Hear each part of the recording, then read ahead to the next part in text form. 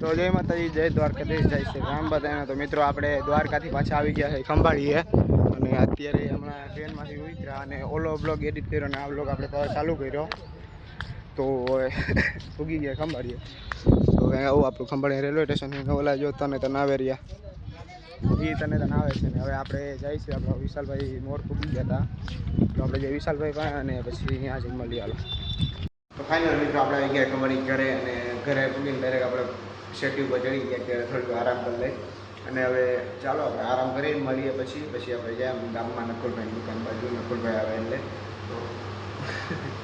ચાલો કન્ટિન્યુ ગામમાં જઈને મળીએ। મિત્રો આપણે આવી ગયા હતા ગામમાં ને આવું કંઈક આપણું ગામ છે। આપણે વાત જોઈને બેઠા નકુલભાઈની દુકાન હમણાં ખોલે એટલે પછી આપણે મળીએ। આપણે ગામમાં આવ્યા ને ગામમાં આવીને પહેલી ફેર હું આપણે પહેલા જ કોની દુકાને જોવું જો હા રામભાઈ લોકો કેમ છે બધાને? અરે આ શું હાલે કિશનભાઈ? સમોસાનો ભાવ નાખું જો આ બીજો આ ગોઈનો નામ ગો બાકી કાઈ ના બેટા કિશનભાઈ હાલે સમોસા વાળી સમોસા હાલે તો ગરમી થોડી નાખે એવી થાય છે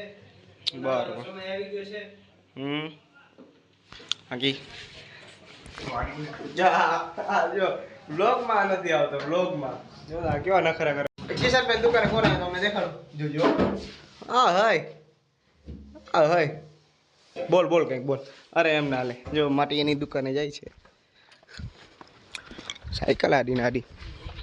આરી જો ઓલો વ્લોગમાં આવા હરમાતા હતા ને ભાઈ જો આર્યા આ ઈ જ છે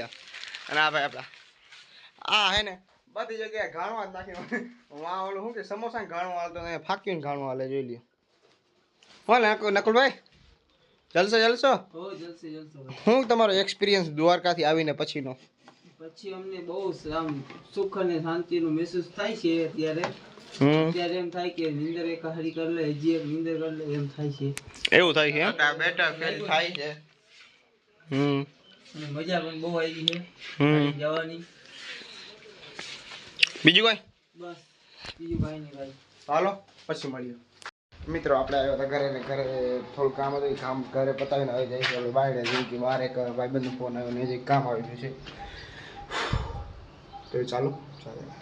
કન્ટિન્યુ। તો ફાઇનલ મિત્રો આપણે ઘણા બધા એવા કામ આવી ગયા હતા